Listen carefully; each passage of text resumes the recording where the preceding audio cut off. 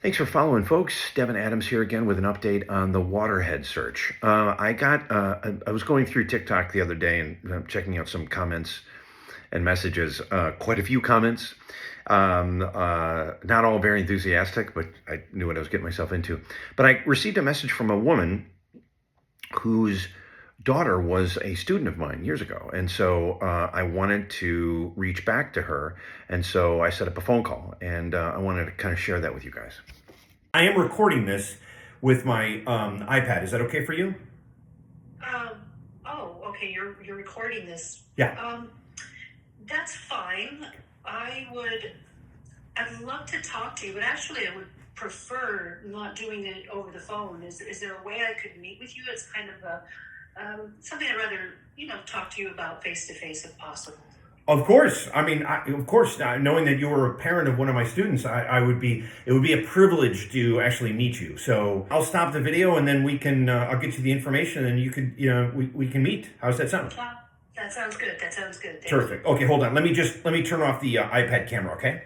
Thank you for being here. Thank you for participating in this. Yeah, well, I don't know quite what I'm participating in. I don't really know much about social media, TikTok, and all of that. But my daughter had shown me one of your videos.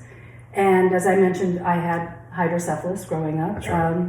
And my daughter is somebody who you taught her, and you meant a lot to her. Like, you really helped her through times when she was really struggling in your class at times. And you were one of the few professors that really spent time with her.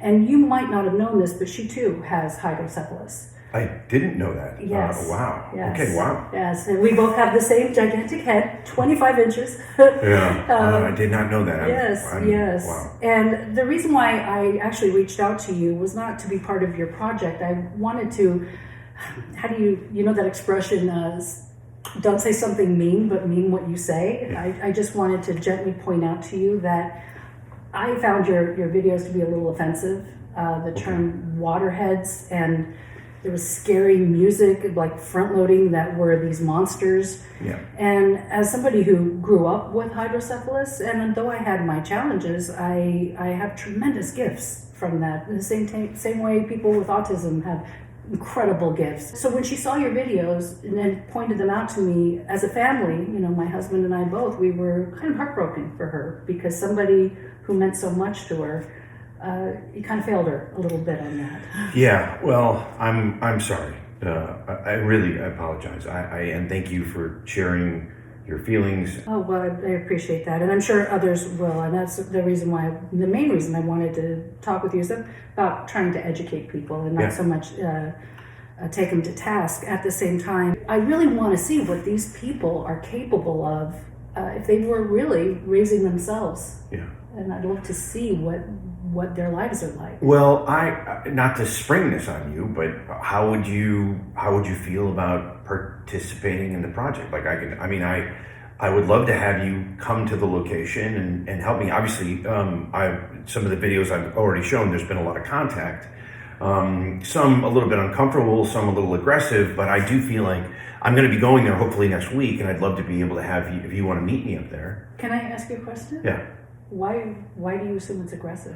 It has been. I mean, they've kind of tapped on my trailer, and they feel like they're pushing. It's clear they're not happy with me being there. So, if you don't mind my saying, no, please. I can tell you're already front loading, that you're afraid, that you're assuming. When if I'm in their position, I might be tapping on something or shaking something or trying to figure something out that they don't understand or know. Yeah, that's part of the reason why I'd like to come, is I feel like you do, what little bit I've seen of what you're doing, I think there's an assumption that there's something scary happening, and I feel like you might just be misunderstanding. Okay.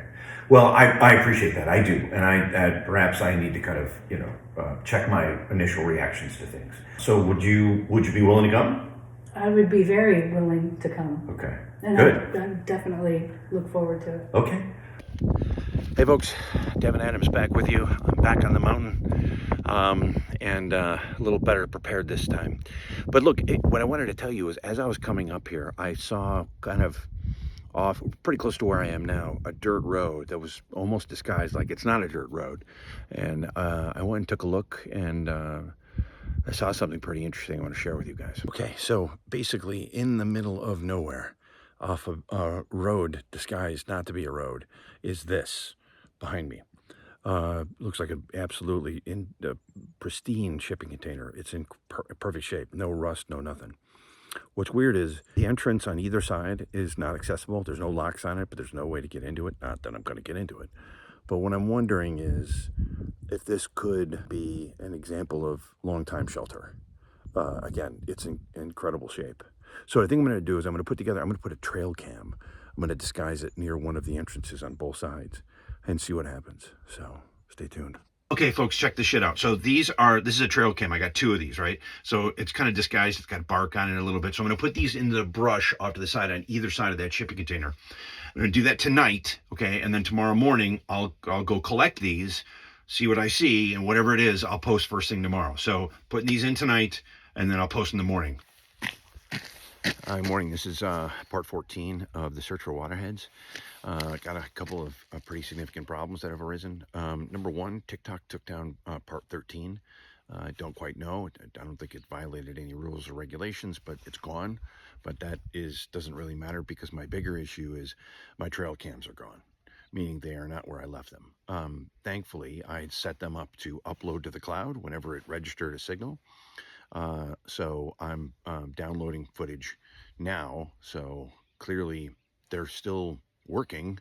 They're just not where I left them, which leads me to be a little concerned that something or someone is not happy with where I placed them. So anyway, we'll take a look at that footage shortly. Okay, so I've downloaded the footage from my trail cam from the cloud. It's clear either one of these mountain people or potentially a waterhead has basically taken my trail cams into its shelter. And the footage is alarming, to say the least. And they do not seem to be happy with whatever, let's just say they don't seem happy. And trying to figure out next steps. But take a look at this footage.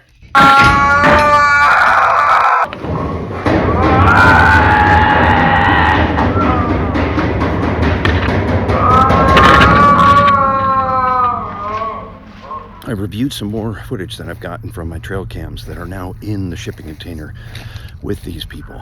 Things have settled down, far less aggressive. They seem to almost now be into a kind of a trance-like state, almost like a hibernation. The thing that's very alarming is it's clear there's been some kind of dysmorphia on their faces, and I'm not quite sure what that's from. So I've sent this footage over to my colleague at the University of Wisconsin-Madison in the anthropology department to see if he can help me find some cause for what's going on. My bigger concern is that it's clear my batteries in the trail cams are starting to go because a lot of the footage is spotty and stroby. And so what I'd like to do is try to find a way that I can get into the shipping container in the evening. That's when they go out. Replace the batteries. That way I can kind of keep the surveillance going. So that's what I'm going to try to do. Fortunately, Jacinda, the woman who came and visited me in the city, she's going to come up here in the next day or two. So I'm hoping she can help me do this. But I'm going to post this footage for you now. Again, it's a little hard to make out, but it's clear something is happening to these people's faces physically. And I'd be lying if I didn't say I wasn't frightened.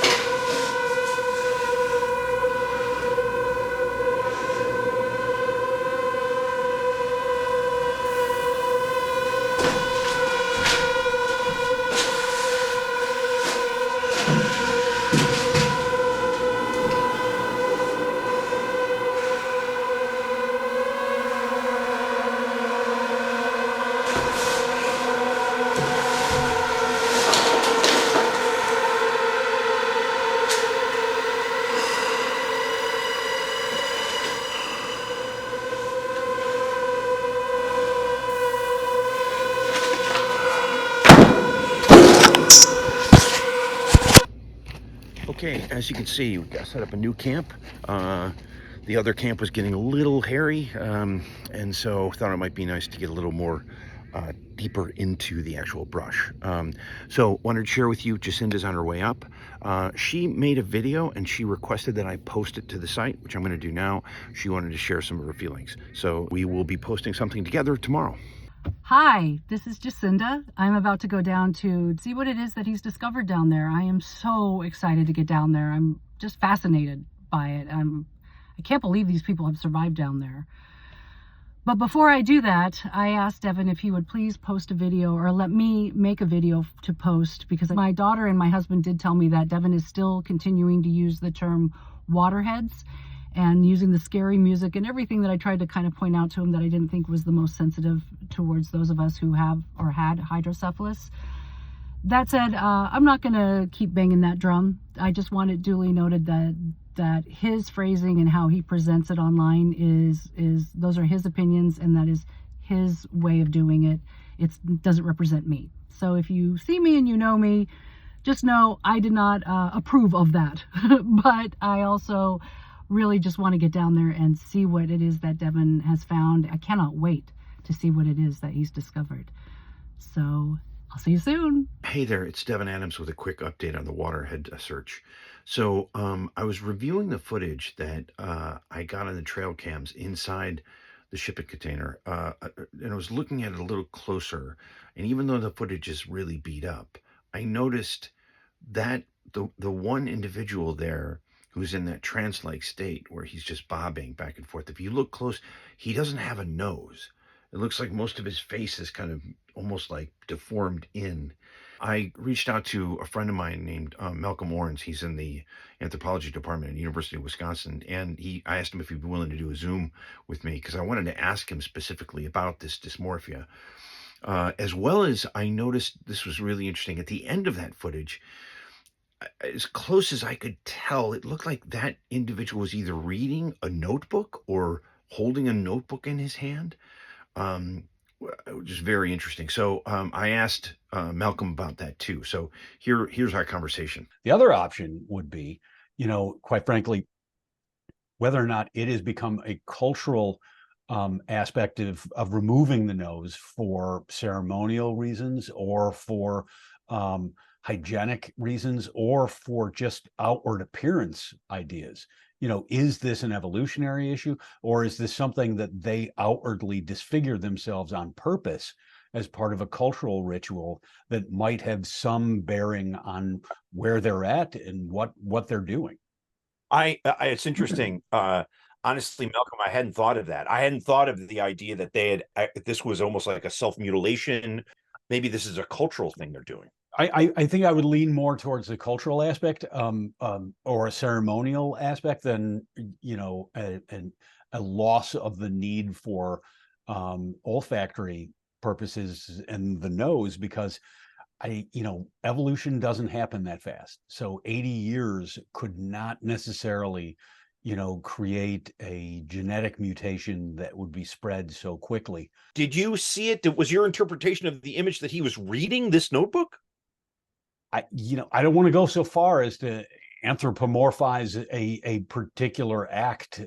I mean, I don't know what these are, so I don't want to give it, I don't want to overinterpret it. But were they reading? Were they holding it? Were they looking at it? Is this a piece of artwork? Is this, a writing sample? Is this a songbook? What is this? I don't know. Yeah. But it did, from the footage, it appeared to be what we would associate with reading.